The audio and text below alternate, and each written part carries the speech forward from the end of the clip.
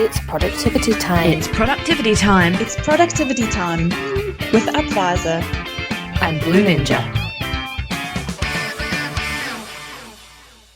Welcome back to this week's hashtag productivity. And we are talking to the Blue Ninjas again today. And I'm super excited about our topic today because it's so relevant and it's something that we all need to think about on a relatively regular basis. And it's all about getting your information to work for you. Now, you may know that information is really useful and it's relevant in our business. And we need to make sure we are checking it out carefully and evaluating it carefully to be able to make sure we are making effective and correct decisions. So whether it's through using the right tools or communicating effectively with whether it's internally or externally, and making sure that we can keep to our strategy that we had set out during January and February, and that is going to help us to enhance our potential success and help us to meet our goals. So as part of this month's theme that the Blue Ninjas are doing, they are talking all about using information while making it work and making sure that you are optimizing your chances by understanding what the information is saying. And that is like a whole mouthful. So I'm going to hand over to you, ladies. Tell me a little bit about the difference between data and information, because I think at the moment we are so overwhelmed with all of the data that we can collect, and we've spoken about some of it previously as well. But how does data become information? And just talk to us about that. Sure. So data is defined as facts or numbers collected to be examined and considered and used to help decision making. So data can be numbers, dates, various pieces of probably going to be unorganized information to start with, just a lot of stuff. Information, on the other hand, is about formatting it and analysing the data in some sort of order and to draw something out of it so it's hopefully useful. We're surrounded by data. The key is making your data become a game changer to your business. It's about being smart with what you collect, analyse, and how you're going to use that data to improve your business practices. Absolutely. I think I want to just maybe add on to what you've said now, Julie. I think because we are so overwhelmed by data or data, depending on what your accent is, that really can really almost get us to a point of analysis paralysis, right? Because we don't know how to process that information or the data and be able to make useful decisions as a result thereof. Sorry. I think having quality data is really. I think we've got a bit of a delay today. That's okay. but just to jump in there, I think, as I've said, because we have so much data, we need to make sure that we are able to interpret it correctly. But maybe just to chat a little bit more about why it's important to have the right type of data or the right type of information, other than maybe just decision making. But you can just chat to us about that. Yeah, sure. And I mean, I think you've got good data and bad data, and I think you understand when you've got bad data, it doesn't work for you at all. So you're looking for quality data that helps to process and analyze, allowing you to make educated and informed decisions about what you're doing. And I think a lot of the time in business planning, people have their goals, but then it's like, well, how are you going to analyze that? You need your data to answer those questions. So you also need good data. So if you're collecting irrelevant information, what's the point? So I think it's really using that data to make good decisions and moving your business forward, of course. So there's different types of data. You could have marketing data. So this is used to develop and promote products and make decisions about sales, pricing, product distribution. If you're not marketing to the right place, your data should be telling you that, because the numbers or the information you're getting back will be guiding you on whether you're hitting your targets or not. Yeah. It might include customer data, market research, sales, commercial transactions, customer feedback and surveys, and so forth. Then you've got things like project management data. This is data-driven analytics that enables people to track and analyze project-related data. So budget and project costs in order to spot bottlenecks, perhaps, predict possible outcomes, and make adjustments to ensure that the project achieves its successes. When you're looking at a project that's not doing well, you need to know what's gone wrong, and you're going to be looking at the data and analyzing that to guide you on, if it's a HR issue, is it a financial issue, is the person not approving things that they should be. The data you need to pull into to analyze that and check what the information is telling you. Human resource data, of course, analytics to gain valuable insights and create adjustments to address HR issues, hiring processes, performance, efficiency, productivity. If you're losing staff quickly, there will be a problem there. You need to analyze why. So you're going to be looking at a lot of information. And it's not just numbers there either. You need a little bit more information about is someone's home life stressful? Is there issues? We've had an enormous year of upheaval. So there's a lot more than just numbers there as well that you need to look at. And customer service data, that helps businesses get a better understanding of behavior. So you can employ a strategy that improves customer experience. So some of the metrics you could measure there, first response time, average resolution time. So for the point that someone posts or, asks a question to the point that it's answered, backlogs, do you have a backlog of requests that need to be dealt with? Customer satisfaction, do you have a star rating? And customer service request volume as well. If you're getting a lot of feedback from people that something's gone wrong, you need to address that as well. Absolutely. Those are all really, really important, and especially like from a marketing perspective. I know with my social media, like there's so much information there, there that we can use, but because you don't spend time analyzing it, you don't actually get to the point where you're able to make those correct decisions. That's super relevant. And maybe let's just add on one extra one, seeing as I'm financially minded. Data would be the last one, right? Or probably not the last one, but one of the other categories, which is really about understanding what your business is looking like from a financial health perspective, whether it's looking at its performance or looking at its financial position. Making sure that you understand what's happening there can really guide your decisions in terms of the future sustainability of the business and figuring out what's working and what's not working. So some of the types of data that we might use there would include obviously things like your assets and liabilities and equity and your cash flow, but all of those really talk to three main components. And this is always how we evaluate what is happening in a business. We look at the profitability, which is basically looking at what is in your income statement, and then your solvency and your liquidity. And that is influenced by what is sitting on your balance sheet.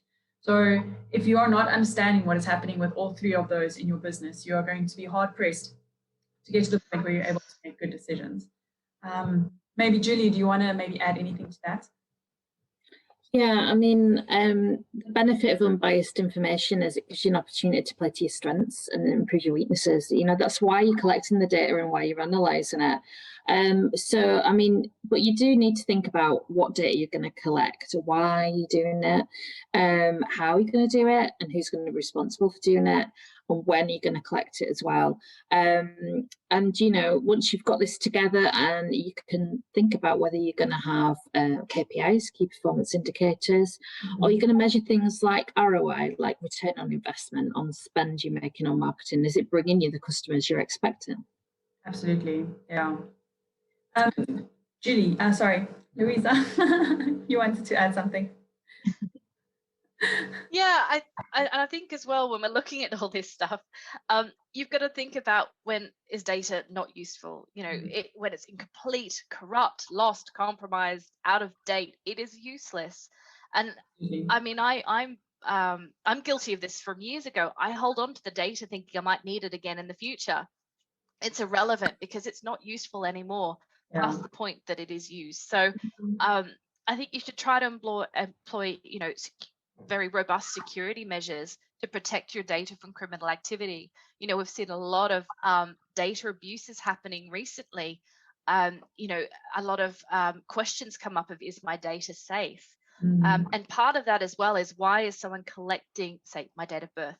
Why does someone need my date of birth? What's the point? Yeah. So I think as well, people should be pushing back and asking that question of, well, why do you need this? You haven't explained to me what you're doing with my data. And often, it's about, well, what age are you? Well, why do you need to ask exactly date of birth? Why not ask for a month or a year or something? So it's really pinpointing what's the point of giving that data and what are you going to do with it? Because a lot of the time when you see they're asking for a telephone number and I'm trying to join a webinar, I'm like, why do you want my number? Chances are someone's going to phone me 3 days later and say, right, we're doing our feedback for this. I'm like, I don't want to speak to you. I'm sorry. Unless, and making the opportunity to provide that data a choice is also important. So we don't want to be negative, but I think there's a few things that you need to avoid. So data that's outdated, it is incomplete. So if you're pulling through information that has no first name, last name, just an email address, what are you going to do with that? If you're marketing to someone and you can't say, dear Julie, dear Christine, what's the point of collecting that email address? Or can you ask them for more information before you start marketing to someone? Data that's not relevant to your business goals, like the date of birth. And we will push back with clients on, why do you need that data? What's the point of collecting it? And they will, well, we just thought it would be useful. And it's like, if you can't tell me why you need it, we're going to suggest you don't gather it. Data that is biased, data that's messy. I think Julie can't stand to see a messy spreadsheet. It just drives us mad when we get all this data that comes through and it's just a mess. So data that's unstructured, difficult to access as well. If you have to sort of dig through the back end of a system to even get like quality numbers there, then why? What's the point of that, using that system, because it's not working for you? And also data that's compromised. And I mean, we give our information so freely these days because everything you want to do, you need to provide information to. So I think we should be more cautious about what we give and challenge back on why we're supposed to give information if they don't offer the reason why they're collecting something. Yeah, I totally agree with that. So we always talk about tools, right?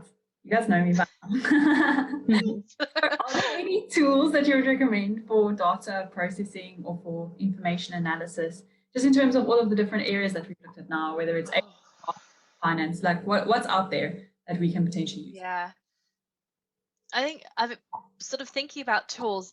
Data analysis can be expensive, and I think Julie and I have been really exploring tools and systems and trying to work out, well, what are you using? When we talk about marketing, if you're doing social media, Facebook, Twitter, LinkedIn, etc., have free tools for you to use. So, think about what you're trying to gather before you step into trying to find a data analysis tool, because you will lose yourself, in these tools, and they have a lot of features, but if you don't understand them, you're not going to be able to utilize them properly.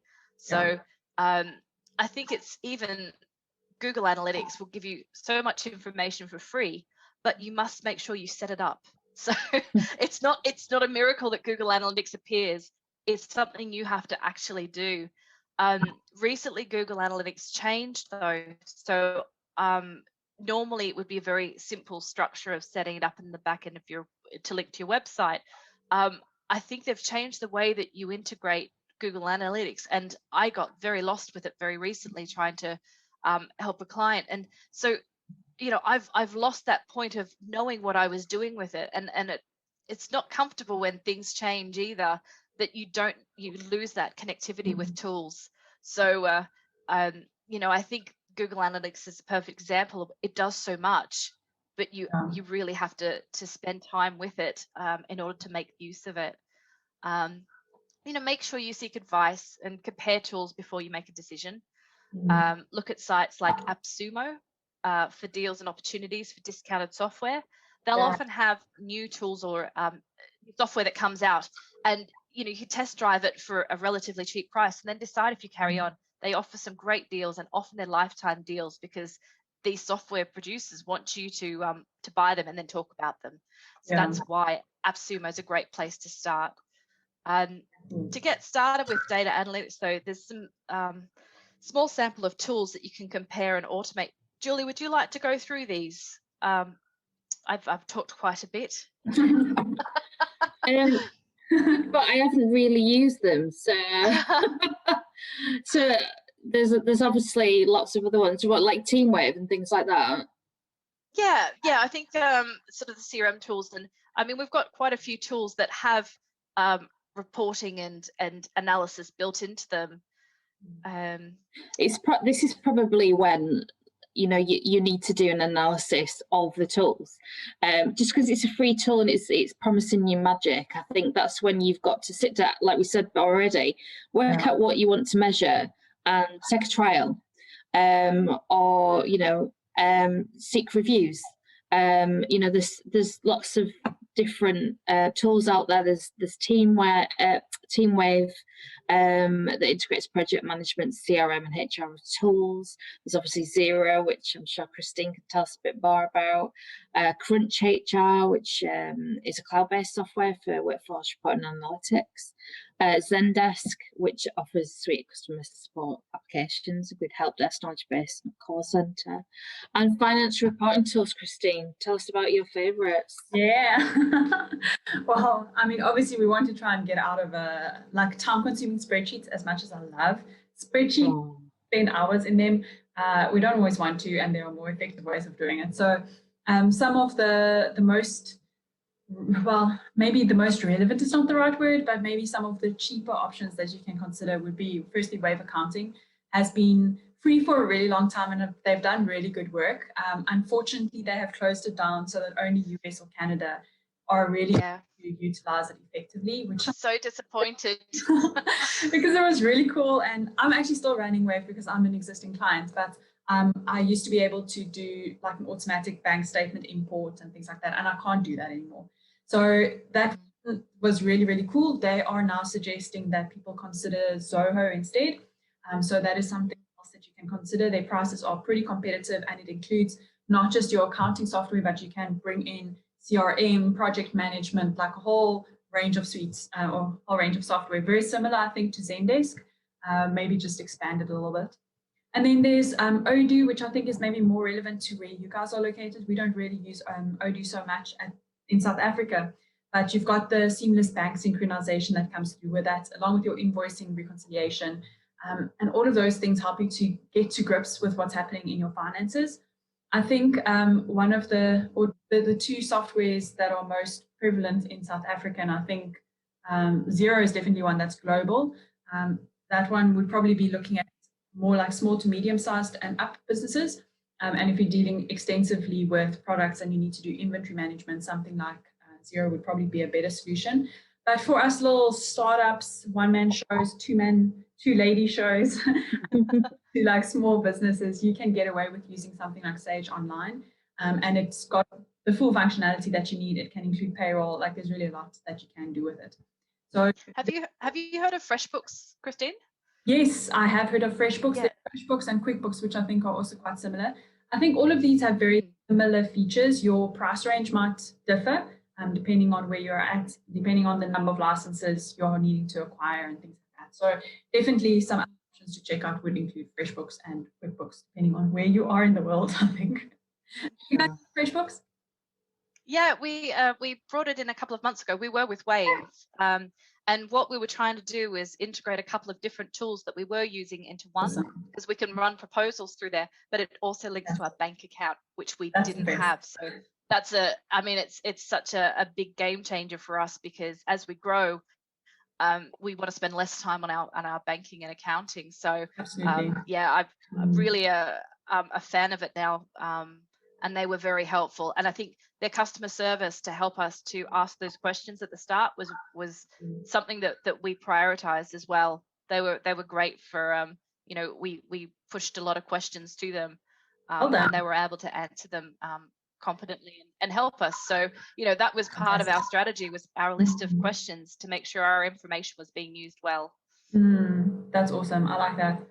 Maybe also something just to add in as a side note, I know that some of the software providers also have some package deals for nonprofit organizations. So if anyone listening is in that space and you are battling with cash flow, then it might be worth just considering what other opportunities are available for you to be able to partially, or at least partially fund some of the subscriptions, because some of them can be a little bit expensive if you're looking at Xero, for example. But yeah, so maybe just an area to also explore. I think it's good to know that there are these opportunities available. Definitely. Okay, so final and I question. think as well with that is well, Correct. I was going to say with that, also ask people that you know are using it, because they could also Yes. get affiliate discounts for recommending you. So it's just giving back to your colleagues as well, if that's an opportunity. Absolutely. And who says that they won't pass that discount on to you, right? You can always ask. Exactly. Cool. Okay, so Yeah. how does all of what we have mentioned now fit into strategy? Like, how is strategy and information even related? And like, what does it mean that we need to make sure we are communicating this well? Yeah. Well, everybody knows that we've got legal and financial reporting requirements. That's just a given for businesses. And you may have stakeholders or investors that you need to report to as well. So you need to consider that, depending on the size of your business and the type of business. But don't spend all your time and energy collecting and analyze data that you don't need. There's no benefit of having a CRM where you may have 3,000 contacts, but 1,000 are engaging with your business and your communications. And if you're paying for those records, just get rid of it. They're not engaging, they're not worth it. And in general, when you've gone through the process of, analysing which data you need, which data you don't, it's just such a powerful thing to have everything at your fingertips. You've just got that information and it'll take you forward. I love that. Louisa, any closing thoughts before we close out this interview or conversation? Oh, I think data is amazing, and how you use it can really be a game changer to your business. Keep it simple, know how to use your data, feeding it into useful information for you, but make sure that you're collecting information that is relevant and necessary. I think we've given a lot of information today about the do's and don'ts, but just be smart with your data. I like that. And don't get stuck in this rut where you have to collect every little bit of data, right? Because as we said at the beginning, so much of it, you really need to pick and choose the select few items that you really need to have to make the right decisions in your business. So thank you, lady. And buy software and tools that actually do what you need it to do. Really make informed choices about what you need. I love that. Awesome, ladies. It was fun. I will see you guys again next month, second Thursday. For all our listeners, make sure you're tuning in. It's going to be epic like it always is. Ladies, if you wanted to pop any links into the chat below, please go for it. Maybe just to add so that everyone can find that one and maybe some of the others the other tools. Sure. Great. Thank you so much. Have a lovely day further. Thanks for having us. Hashtag productivity out. Yeah. Bye. Bye, everyone. Bye. This podcast has been brought to you today by Upvisor and Blue Ninja. Upvisor, your strategic financial partner of choice to improve your productivity and profitability. Visit upvisor.co.za to unlock your full potential. Blue Ninja, your online business management team for streamlining and improving your business functionality. Visit blueninja.eu because every business needs a ninja.